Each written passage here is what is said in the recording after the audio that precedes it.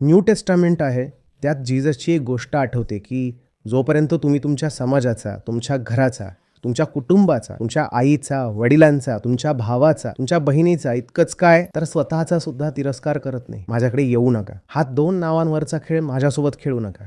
तर लोक आले सुद्धा नाहीत. म्हणाले जशी आपली इच्छा आणि अशा गोष्टी करत होते. तेव्हाच त्यांना आणून थेट टांगून कापून टाकलं. भारतात आपण कोणाला टांगून कापून टाकत नाही. अरे आपण आध्यात्मिक लोक आहोत, तर विरोध सुद्धा आपण खोलवर करतो, पण सूक्ष्म करतो. बाहेरून हात जोड आणि आतून अगदी तसंच राहू जसं आहोत. कोणाला मारण्यासाठी हे गरजेचं नाही की त्याला सुळावर चढवून द्या. आपण विवेकानंदांना सुद्धा तर मारलंच आहे ना. तो माणूस 40 वर्षांचा सुद्धा होऊ शकला नाही. मेला. कसा मेला? आपण म्हटलं की त्यांनी समाधी घेतली. नाही, आपण त्यांना इतके आजार दिले की त्या पहिलवानासारख्या शरीर असलेल्या माणसाला मरावं लागलं. ही आपली मारण्याची पद्धत आहे. आपण असे लोक असतो की जे वाईट वाटतं त्याला इतके अडथळे देतो, इतक्या अडचणी देतो की त्याला 40व्या वर्षीच 15,000 होतात. त्या आजारांनी तो मरतो आणि जेव्हा तो मरतो तेव्हा आपण म्हणतो की याने समाधी घेतली. शतशः नमन. रक्त सुद्धा सांडलं नाही आणि काम सुद्धा झालं. कसा वाटला खुनाचा हा प्रकार?